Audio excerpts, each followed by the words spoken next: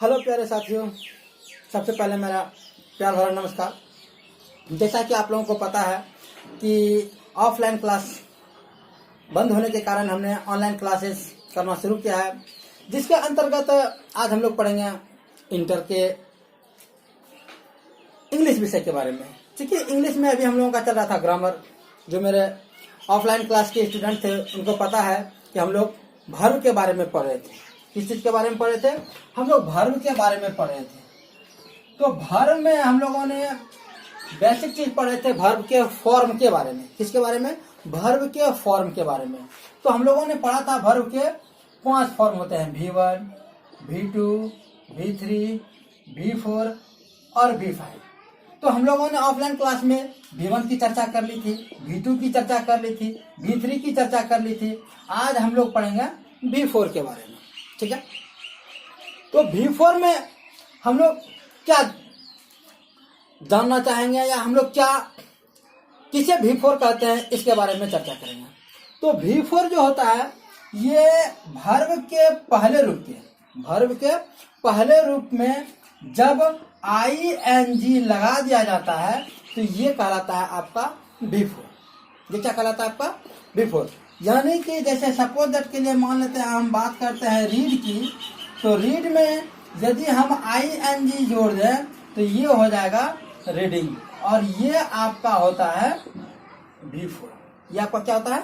V4। ठीक, जैसे हम सपोज दैट के लिए बात करते हैं राइट, तो राइट के साथ यदि हम ing जोड़ देंगे तो ये हो जाएगा आपका राइटिंग।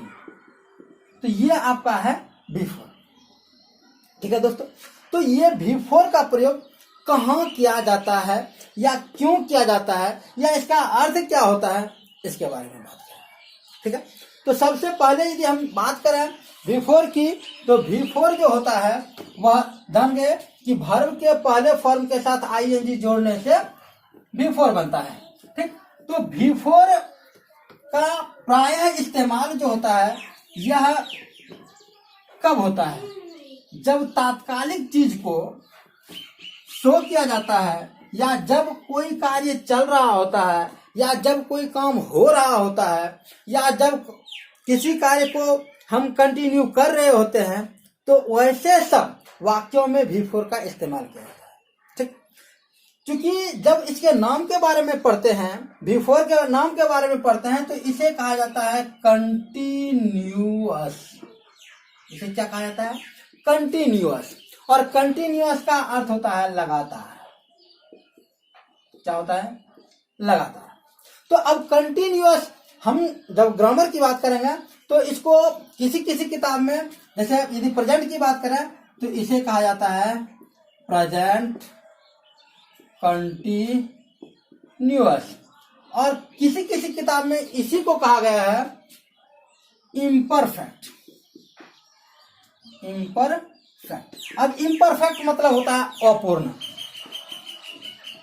इम्परफेक्ट मतलब क्या होता है? अपूर्ण, मतलब जो पूरा नहीं हुआ है। ठीक है दोस्तों, तो इम्परफेक्ट मतलब होता है अपूर्ण, और कंटिन्यूअस मतलब होता है लगातार। लगातार का मतलब काम जारी है, और इसका मतलब है क्या कि काम जो चल रहा है वह अभी पूरा नहीं हुआ है। जब ऐसे वाक्य हमारे सामने में आएंगे तो वैसे वाक्य में हम V4 का इस्तेमाल करेंगे। किसका इस्तेमाल करेंगे? V4 का इस्तेमाल। तो दोस्तों हमको लगता है कि आप समझ गए होंगे कि V4 का इस्तेमाल कहाँ करना होता है। ठीक है, तो V4 का इस्तेमाल कहाँ करता है एक बार फिर से चर्चा कर लेते हैं। जब कोई कार्य लगातार चल रहा है, या जो कोई कार्य अभी भी जारी है, ठीक, या कोई कार्य प्रारंभ तो हुआ है लेकिन अभी पूरा नहीं हुआ है, तो ऐसे वाक्यों में हम अक्सर V4 का प्रयोग करते हैं। ठीक है, अब V4 की बात करते हैं तो V4 एक ऐसा वर्ड होता है जिसका इस्तेमाल कभी भी अकेले नहीं होता है। यानी यदि कहे तो V4 एक ऐसा वर्ड है जो कभी अकेले इस्तेमाल में नहीं आता है। जब भी ये आता है तो अपने साथ पहले ए भी लेके आता है, या आप बोल सकते हैं एच भी। अब ए भी मतलब क्या होता है? ए भी का अर्थ होता है ऑक्सिलरी वर्ब। क्या होता है? ए भी मतलब होता है ऑक्सिलरी वर्ब, और एच भी मतलब होता है हेल्पिंग वर्ब। ठीक। तो या तो दोनों सेम ही चीज है, या तो आप ऑक्सिलरी वर्ब लिख सकते हैं या फिर हेल्पिंग वर्ब लिख सकते हैं, लेकिन लिखना तो आपको है। वाक्य में जब कभी हम V4 का इस्तेमाल करेंगे तो इसके पहले हमें ऑक्सिलरी वर्ब हर हाल में रखना होगा। ठीक है दोस्तों। अब बात करते हैं कि यदि हम ग्रामर की बात करते हैं, ग्रामर की चर्चा करते हैं, तो ग्रामर में हम लोगों ने पढ़े हैं या हम लोगों ने पढ़ा है कि टेंस। ठीक। हालांकि हम टेंस की चर्चा बहुत कम करते हैं। ठीक। तो यहाँ पे टेंस का चर्चा इसलिए करेंगे कि हम जब टेंस की बात करते हैं तो टेंस में पढ़ते हैं पहला प्रेजेंट, दूसरा पास्ट और तीसरा होता है फ्यूचर।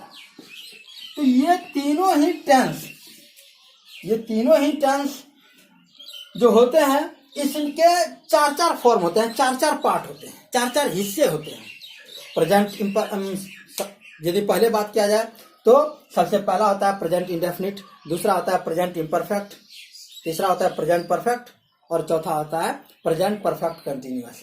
ठीक इसी तरह से यदि पास्ट की बात किया जाए तो पहला होता है पास्ट इंडेफिनिट, दूसरा होता है पास्ट इम्परफेक्ट या पास्ट कंटिन्यूअस, तीसरा होता है पास्ट परफेक्ट और चौथा होता है पास्ट परफेक्ट कंटिन्यूअस।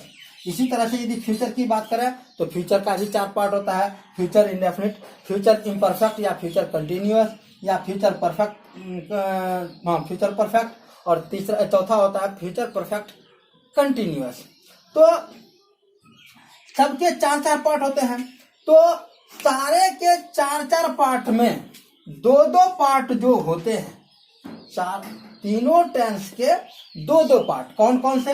एक आपका आता है कंटिन्यूअस या आप बोल सकते हैं इम्परफेक्ट और दूसरा आप बोल सकते हैं परफेक्ट कंटिन्यूअस। यानी कि आप चाहे प्रेजेंट की बात करें तो प्रेजेंट में के चार पार्ट में दो पार्ट यानी कंटिन्यूअस या इम्परफेक्ट और परफेक्ट कंटिन्यूअस, इन दोनों में हम चर्चा करेंगे बिफोर। या पास्ट की बात करें तो इसके भी चार पार्ट और चार पार्ट में दो पार्ट, जो कंटिन्यूअस वाला पार्ट होगा या परफेक्ट वाला पार्ट होगा तथा परफेक्ट कंटिन्यूअस वाला पार्ट, उसमें भी हम V4 का प्रयोग करेंगे और फ्यूचर के साथ भी वही नियम लागू होता है। तो समझ में आ गया दोस्तों कि टेंस में जो तीन पार्ट होते हैं या टेंस के जो तीन पार्ट होते हैं उसमें भी V4 का चर्चा होता है। कब? प्रत्येक टेंस के दो दो पार्ट में। ठीक है। अब दो दो पार्ट में इसका इस्तेमाल होता है। तो सबसे पहले बात कर लेते हैं प्रेजेंट की। सबसे पहले बात करते हैं किसकी? प्रेजेंट की। तो प्रेजेंट टेंस के बारे में यदि बात किया जाए तो प्रेजेंट टेंस में कंटिन्यूअस जो होता है, जहां पर कि V4 का इस्तेमाल होता है, यह अपने साथ जो ऑक्सिलरी वर्ब लेके आता है उनमें से मुख्य रूप से जो ऑक्सिलरी वर्ब होता है वह होता है एम, इज और आर, ज्यादातर अधिकांशतः। ठीक है। कौन कौन सा आता है? एम, इज और आर, इन तीनों को लेके आता है। कौन? V4 अपने पहले। ठीक है। यानी कि यदि प्रेजेंट की बात किया जाए, यदि प्रेजेंट टेंस की बात किया जाए तो प्रेजेंट टेंस में जब V4 का हम इस्तेमाल करेंगे तो इसके पहले हम या तो एम का प्रयोग करेंगे या तो इज का प्रयोग करेंगे या फिर आर का प्रयोग करेंगे। ठीक है दोस्तों। अब यदि आप कहेंगे कि इसका स्ट्रक्चर हमको देखना है तो आप इसका स्ट्रक्चर जान लीजिए। Subject plus am, is, are plus V1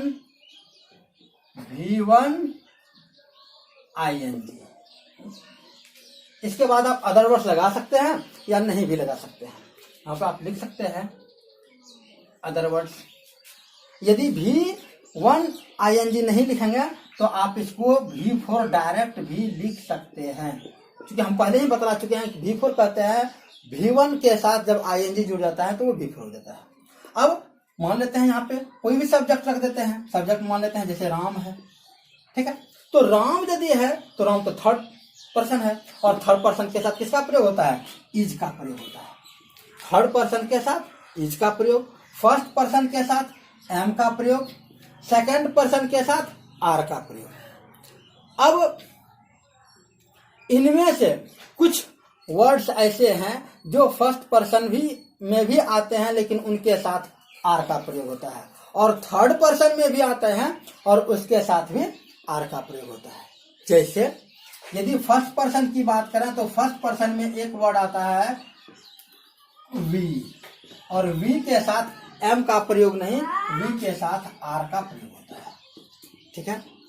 इसके बाद सेकंड पर्सन में तो दोनों ही पार्ट में आता है आर का प्रयोग, लेकिन थर्ड पर्सन के यदि प्लूरल की बात करें यानी दे की बात करें तो इसके साथ भी आता है आर, ठीक है। तो हम बात कर रहे थे कि V4 बगैर एम इज आर के नहीं आता है, तो आर आता है, लेकिन आर कहां कहां आता है तो ये देख लीजिए। आर आता है वी के साथ, इसके बाद यू के साथ और दे के साथ। इन तीन वर्ड के साथ हर हाल में क्या होगा? हर हाल में आर का प्रयोग होगा। कब? जब वाक्य हो प्रेजेंट टेंस में।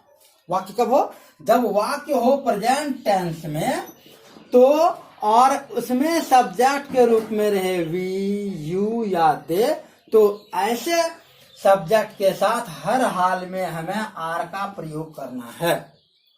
पहला समझ में आ गया। दूसरी बात, इज की बात आते हैं, तो यदि प्रेजेंट टेंस में सब्जेक्ट के रूप में थर्ड पर्सन का सिंगुलर नंबर रहे, यानी कि थर्ड पर्सन का सिंगुलर नंबर जैसे दुनिया के किसी व्यक्ति का नाम, दुनिया में किसी व्यक्ति का नाम, या फिर ही, सी, इट। कौन कौन सा? ही, सी, इट, या फिर दुनिया में किसी व्यक्ति का नाम, चाहे वह स्त्रीलिंग हो चाहे वह पुल्लिंग हो या कोई भी हो, उनके साथ इज का प्रयोग करेंगे, ठीक। और दुनिया का ग्रामर का एकमात्र ऐसा सब्जेक्ट है जिसके साथ एम का प्रयोग होता है, और वह है आपका आई। यानी कि ग्रामर में यदि एम का प्रयोग होता है तो सिर्फ और सिर्फ एक सब्जेक्ट के लिए। बात समझ में आया दोस्तों? कि ग्रामर में यदि एम शब्द का प्रयोग हुआ है तो सिर्फ और सिर्फ किसके लिए? आई के लिए, ठीक है। तो आई के साथ एम का प्रयोग होता है, थर्ड पर्सन के सिंगुलर नंबर के साथ, यानी कि ही, सी, इट और दुनिया में जितने भी नाम है उनके साथ इसका प्रयोग होता है, और वी, यू और दे के साथ आर का प्रयोग करना है। बात समझ में आ गया। और इसके बाद आप क्या कर सकते हैं? V4 का इस्तेमाल धड़ल्ले के साथ कर सकते हैं। जैसे समझने के लिए हम यदि आपको एक स्ट्रक्चर दे दें तो उस स्ट्रक्चर के बारे में हम ये कह सकते हैं, और एक तरफ हम लिख लेते हैं नाम, राम, आई, सीता, यहाँ पे लिख देते हैं जैसे सपोज के लिए दे, वी, इस तरफ कुछ नाउन के नाम लिख दिया, और यहाँ पे लगा देते हैं एम, इज, आर, और यहाँ पे V4 के बारे में हम बतलाए थे कि किसी भी, जैसे सपोज के लिए मान लेते हैं यहाँ पे दे देते हैं रीडिंग, यहाँ पे दे देते हैं राइटिंग, यहाँ पे देते हैं रनिंग, पसंद है। ऐसे बहुत सारे वर्ड्स ले सकते हैं, ठीक। अब यदि इसके बारे में हम बात करें तो इससे हम बहुत सारे वर्ड्स बना सकते, बहुत सारे सेंटेंस, दुनिया के हजारों सेंटेंस बना सकते हैं। सब्जेक्ट को बदलते जाएंगे और हमारा सेंटेंस बनते जाएगा। जैसे राम है, ये थर्ड पर्सन है, तो राम इज रीडिंग, मतलब राम पढ़ रहा है।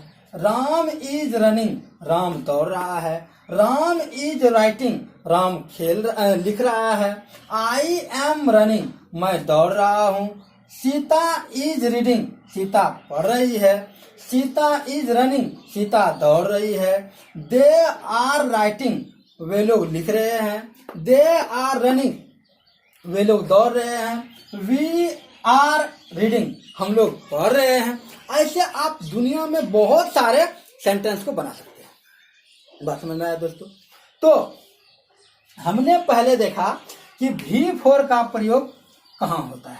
हम किसी भी एक सेंटेंस को लिखते हैं तो क्या है, जैसे राम इज रनिंग, मतलब राम दौड़ रहा है।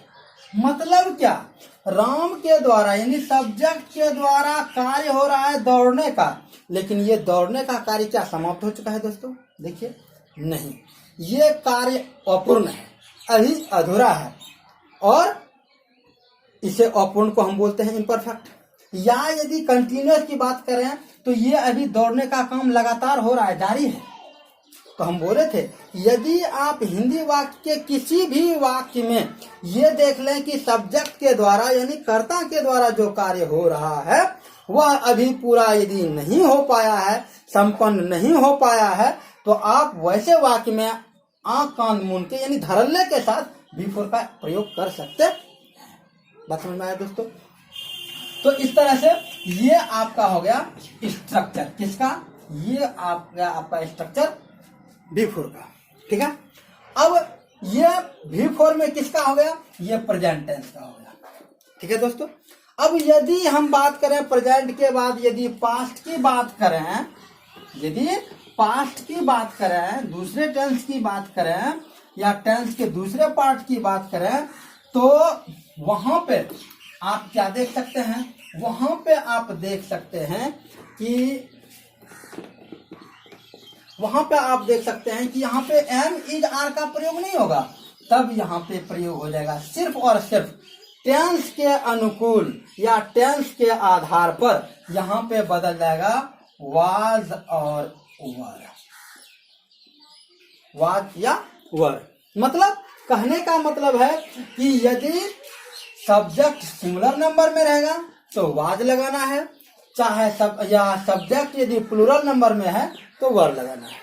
अब आप दोस्तों कह सकते हैं कि उसमें तो सिंगुलर प्लूरल, इसके बाद आप बोले थे कि आई के साथ एम लगता है, तो क्या इसमें आई के साथ कुछ अलग लगेगा? जी नहीं दोस्तों, इसके लिए ना ही फर्स्ट पर्सन, ना ही सेकंड पर्सन और ना ही थर्ड पर्सन, यानी किसी भी पर्सन के लिए कोई रूल नहीं है। समझ में आया दोस्तों? यहाँ पे किसी भी पर्सन के लिए कोई रूल नहीं है, ठीक। बस आपको सिर्फ और सिर्फ ये फोकस करना है, सिर्फ और सिर्फ ये देखना है कि सब्जेक्ट जो आपका है ये क्या है, आपका सिंगुलर है या फिर प्लूरल है। यदि आपका सिंगुलर है तो वाज लगाना है, यदि प्लूरल है तो वर लगाना है। बस समझ में? और आप धड़ल्ले से जितना चाहिए उतना सेंटेंस बना सकते। सपोज के लिए स्ट्रक्चर आपको मालूम है, जैसे यहाँ पे दे देते हैं राम, तो राम वाज रनिंग, राम दौड़ रहा था। सीता वाज ईटिंग, सीता खा रही थी। आप ये भी बोल सकते हैं कि ऑब्जेक्ट का कहीं प्रयोग नहीं कर सकते हैं या अदर वर्ड्स का इस्तेमाल नहीं कर सकते हैं, तो इसका भी इस्तेमाल कर लेते हैं। जैसे ही was running in the field, मतलब वह मैदान में दौड़ रहा था। They were going to house, मतलब वे लोग घर जा रहे थे। दे वेर ईटिंग फूड, वे लोग खाना खा रहे थे। मतलब आप जब सिंगुलर सब्जेक्ट रहेगा तो वाज का प्रयोग कर दीजिएगा, और यदि प्लूरल सब्जेक्ट होगा तो वर का प्रयोग कर दीजिएगा, और V4 तो हमेशा रहेगा ही रहेगा। कब? जब वाक्य अपूर्ण हो या जब वाक्य में क्रिया जारी हो रहा हो, जब कार्य जारी हो या कार्य अपूर्ण हो, तो ऐसे वाक्य में हम V4 का प्रयोग करते हैं, और V4 अपने साथ लेके आता है वाज और वर को। कब? जब टेंस पास्ट की बात हो, भूत की बात हो, और यदि प्रेजेंट की बात हो तब यह बिफोर किसको लेकर आता है, एम इज आर को लेकर आता है। बात समझ में आया दोस्तों? ठीक इसी तरह से यदि हम फ्यूचर की बात करें, यदि हम फ्यूचर की बात करें तो फ्यूचर में ये किसको लेके आता है, ये देखते हैं। तो फ्यूचर में ये लेके आता है सब्जेक्ट प्लस विल या shall plus be plus before plus other word. समझे दोस्तों? यहां पे आप कर दीजिए क्या इसको, फ्यूचर। फ्यूचर टेंस की जब बात करेंगे तो सब्जेक्ट जो होगा, सब्जेक्ट के साथ या तो विल आएगा या तो शैल आएगा, और इसके बाद क्या लगाना है, बी, और तब लगाना है बिफोर। इसके बाद अदर वर्ड्स, जितने भी सारे वर्ड्स हैं सब आप बाद में रख सकते हैं। जैसे सपोज के लिए मान लेते हैं यहाँ पे लिख दिए राम। अब राम के साथ आता है विल, क्यों आता है, तो राम थर्ड पर्सन है, ठीक। तो Ram will be going to market. देख रहे हैं दोस्तों, Ram will be going to market मतलब राम बाजार जाएगा, सॉरी राम बाजार जा रहा होगा। यानी हम देखे नहीं है लेकिन ऐसा अनुमान है कि राम जो है ना बाजार जाने का काम कर रहा होगा। राम के बदले आप कुछ भी लगा सकते हैं, जैसे आई शैल बी ईटिंग, मैं खा रहा हूंगा, या यू विल बी बाथिंग, तुम नहा रहे होगे, ठीक। तो इस तरह से हम देख रहे हैं कि हर हाल में, चाहे आप पास्ट की बात करें, चाहे आप फ्यूचर की बात करें, चाहे आप प्रेजेंट की बात करें, हर हाल में बिफोर का प्रयोग हो रहा है। लेकिन यह बिफोर का प्रयोग हो रहा है कब, यह अपने साथ ऑक्सिलरी लेके आ रहा है जब तक। यानी यहाँ पे फ्यूचर में देखे यहाँ भी अपने साथ ये ऑक्सिलरी वर्ब लेके आया, प्रेजेंट की बात किए तो यहाँ भी यह ऑक्सिलरी वर्ब लेके आया, और पास्ट की बात किए तो वहां भी यह अपने साथ ऑक्सिलरी वर्ब लेके आया। यानी कि आप कह सकते हैं कि दुनिया में जितने भी ग्रामर हैं, अंग्रेजी के दुनिया में जितने भी ग्रामर हैं, वहां पे यदि वर्ब का प्रयोग या बिफोर का प्रयोग वर्ब के रूप में किया गया हो, क्रिया वर्ब के रूप में या बिफोर के रूप में प्रयोग किया गया हो, तो वह हर हाल में अपने से पहले ऑक्सिलरी वर्ब को लेके आया हो। अब दुनिया का कोई भी किताब उठा के देख लीजिए, यानी यदि बिफोर का प्रयोग वर्ब के रूप में हुआ है तो उसके पहले हर हाल में आपको ऑक्सिलरी वर्ब मिलेगा या हेल्पिंग वर्ब मिलेगा। तो अब सारी चीज क्या निकल के आया कि यदि प्रेजेंट रहेगा तो बिफोर के पहले एम इज आर का प्रयोग करना है, यदि पास्ट रहेगा तो उसमें वाज वर्ब का प्रयोग करना है, और यदि फ्यूचर रहेगा तो विल बी या शैल बी का प्रयोग करना है। ठीक है दोस्तों, ये तो हो गया साधारणतया। अब पहले कंटिन्यूअस की बात की है, अब बात करते हैं परफेक्ट कंटिन्यूअस की। किसकी? Perfect continuous. परफेक्ट कंटिन्यूअस की बात करें तो यहां पर जो प्रयोग होगा, चाहे वह प्रेजेंट की बात करेंगे, चाहे वह फ्यूचर की बात करें, चाहे वह प्रेजेंट फ्यूचर पास्ट, तीनों में किसी की यदि बात करेंगे तो वहां पर भी यह अपने साथ ऑक्सिलरी वर्ब लेके आएगा। अब आप कहिएगा कि सारे के सारे ऑक्सिलरी वर्ब तो लगभग इसी में आ गए, तो अब कौन सा ऑक्सिलरी वर्ब है, तो ये ऑक्सिलरी वर्ब लेके आएगा। ठीक है, अब कौन सा आता है, तो यदि प्रेजेंट की बात करें, तो वहां पर यह लेके आता है हैज और हैव, इसके बाद बिफोर का प्रयोग होता है। बात समझ में आया दोस्तों। यदि प्रेजेंट टेंस में रहेगा वाक्य तो वहां पे ये हैज या हैव को पहले लेके आएगा। ठीक, सपोज दैट के लिए मान लेते हैं इसके स्ट्रक्चर की बात करें तो subject plus has oblique have plus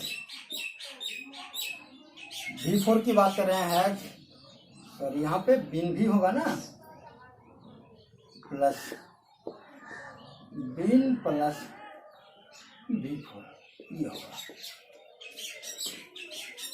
plus been plus V4 plus other words, इसका इस्तेमाल होता है।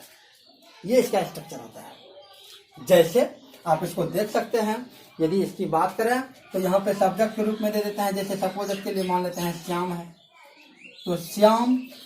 अब यहाँ पे देखते हैं हैज और हैव है, ठीक है। तो कब करना है हैज का प्रयोग और कब करना है हैव का प्रयोग, ये देखना है। तो हैज का प्रयोग जो होता है ये थर्ड पर्सन के लिए होता है। किसके लिए होता है ये, आप इसका प्रयोग होता है थर्ड पर्सन के सिंगुलर नंबर के साथ। किसके, थर्ड पर्सन के सिंगुलर नंबर के साथ। बात समझा, जिसका हैज का प्रयोग होता है थर्ड पर्सन के सिंगुलर नंबर के साथ, ठीक है। और हैव का प्रयोग होता है थर्ड पर्सन के प्लूरल नंबर, सेकंड पर्सन तथा फर्स्ट पर्सन के साथ। यदि आप लिखना चाहते हैं तो लिख सकते हैं कि फर्स्ट पर्सन के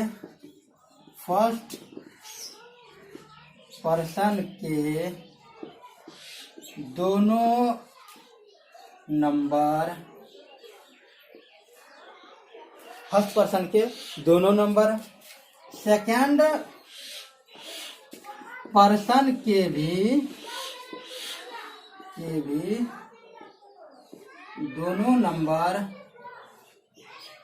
और थर्ड पर्सन के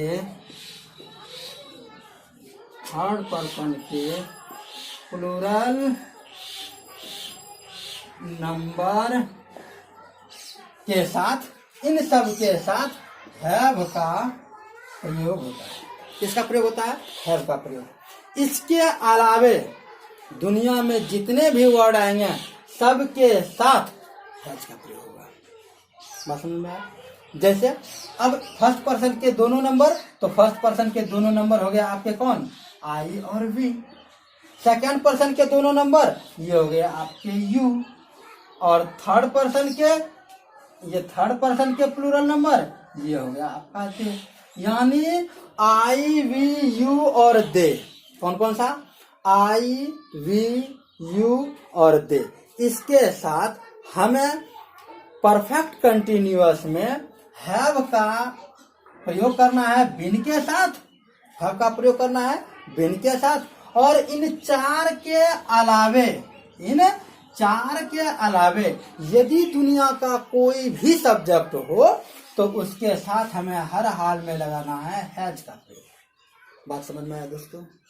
यदि प्रेजेंट परफेक्ट कंटिन्यूअस टेंस में हो वाक्य तो वैसे वाक्य में यदि सब्जेक्ट के रूप में रहेगा आई वी यू और दे तो इसके साथ हैव बीन का प्रयोग करना है।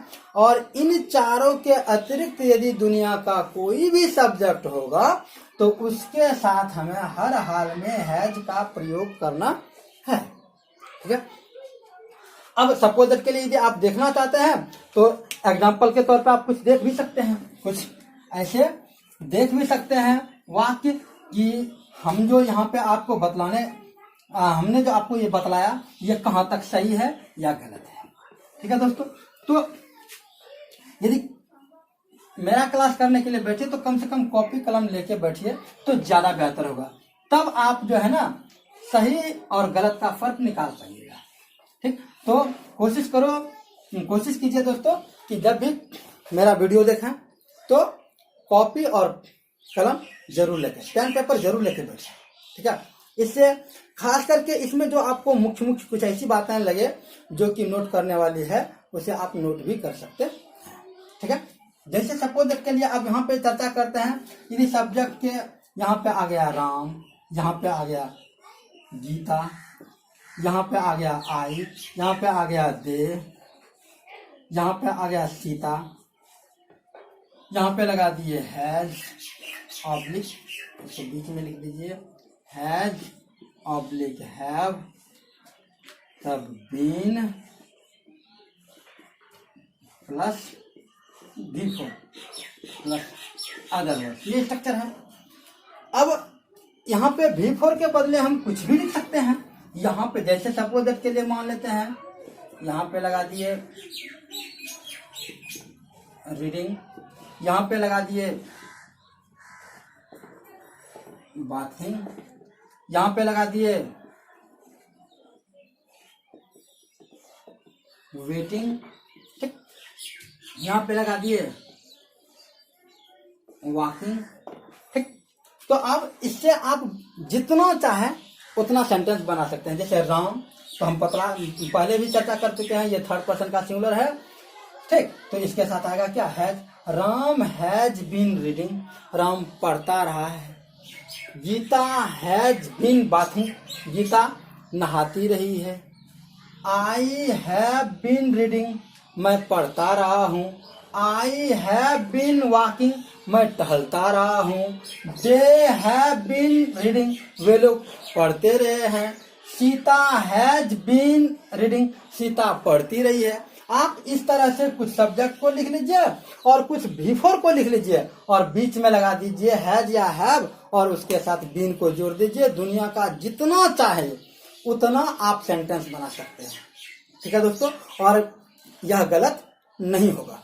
तो इस तरह से हम लोग देख रहे हैं कि बिफोर का प्रयोग कहाँ कहाँ हो रहा है, ठीक। पहले देखे कंटिन्यूअस या परफेक्ट इम्परफेक्ट में, और बाद में अभी हम लोग देख रहे हैं कि परफेक्ट कंटिन्यूअस में, जिसमें प्रेजेंट परफेक्ट कंटिन्यूअस में अभी हम देख रहे हैं। अब चलते हैं पास्ट की बात। तो पास्ट में जब हम जाते हैं, जब हम पास्ट की चर्चा करेंगे, ठीक, प्रेजेंट के बजाय हम यदि पास्ट की चर्चा करेंगे यहाँ पे, तो पास्ट का तो उसमें भी देखे थे कि पास्ट में ज्यादा प्रॉब्लम नहीं था, नहीं, उसमें भी हम लोगों ने देखा था कि पास्ट के साथ ज्यादा प्रॉब्लम नहीं था, और यहाँ भी हम लोग देखेंगे कि पास्ट के साथ ज्यादा प्रॉब्लम नहीं है। जैसे सपोज दैट के लिए यहाँ पे यदि इसके स्ट्रक्चर की बात करें तो सब चीज वही रह जाएगा, सिर्फ यहाँ बदल जाएगा आपका हैड, ठीक है। और इसमें जो सबसे बड़ा इसका फायदा है, किसका, पास्ट इम्परफेक्ट को या फिर पास्ट कंटिन्यूअस कहिए, इसका सबसे बड़ा फायदा क्या है कि दुनिया का चाहे जो भी सब्जेक्ट हो, दुनिया का चाहे जो भी सब्जेक्ट हो, हर सब्जेक्ट के साथ आप हैड का प्रयोग कर सकते हैं। दुनिया का जितना भी सेंटेंस हो, यदि सिंगुलर में रहे तब भी हैड, प्लूरल में रहे तब भी हैड, फर्स्ट पर्सन में रहे तब भी हैड, थर्ड पर्सन में रहे तब भी हैड, सेकंड पर्सन में रहे तब भी हैड, यानी दुनिया का जितना भी सब्जेक्ट है सबके साथ हैड का प्रयोग धड़ल्ले के साथ कीजिए। आपका वो सेंटेंस कभी गलत नहीं होगा। जैसे सपोज दैट के लिए मान लेते हैं, यहीं पे यदि एग्जाम्पल के तौर पे देख रहे हैं, देखें तो यहाँ पे आप क्या लगा सकते हैं, यहाँ पे आप लगा सकते हैं हैड, क्या, यहाँ पे आप हेड लगा दीजिए। अब इसको बनाते चलिए, जितना सेंटेंस मन करे उतना सेंटेंस बनाइए ना। जैसे राम हैड बीन रीडिंग, क्या, Ram had been reading, Ram पढ़ता रहा था। Gita had been bathing, Gita नहाती रही थी। आई हैड बीन रीडिंग, मैं पढ़ता रहा था। दे हैड बीन वेटिंग, वे लोग इंतजार करते रहे थे। Sita had been walking, Sita टहलती रही थी। Sita had been reading, Sita पढ़ती रही थी। आई हैड बीन बाथिंग, मैं नहाता रहा था। बात समझ में आ रहा है दोस्तों? तो आप जितना मन करे उतना सेंटेंस बनाइए, और इस स्ट्रक्चर पे आपका कभी भी सेंटेंस गलत नहीं होगा। ठीक है दोस्तों, तो हम लोग देख रहे हैं कि वीडियो थोड़ा सा बड़ा हो रहा है, इसलिए इसमें अभी और बहुत सारी चीजें बतलाने के लिए है। तो क्योंकि वीडियो बड़ा हो रहा है, इसलिए मैं चाहूंगा कि छोटा छोटा वीडियो में यदि आप देखेगा तो कम समय में ज्यादा फोकस रहता है। जितना लेंदी होगा, जितना लंबा होगा वीडियो, उतना ज्यादा मन जो होता है ना धीरे धीरे बोर फील सा होने लगता है। इसलिए मैं इस वीडियो को यहीं पे विराम दे रहा हूं और मुझे आशा ही नहीं बल्कि विश्वास है कि मेरा ये वीडियो आपको पसंद आया होगा। यदि आपके जहन में उतरती है हमारी बातें, यदि हमारी बतलाई हुई बातें आपको अच्छी लगती है, समझ में आती है, तो कृपया मेरे इस वीडियो को लाइक कीजिए, शेयर कीजिए और सब्सक्राइब कीजिए। तब तक के लिए, जब तक कि हम नेक्स्ट वीडियो नहीं डाल देते हैं, तब तक के लिए धन्यवाद। Thank you. जय हिंद, जय भारत।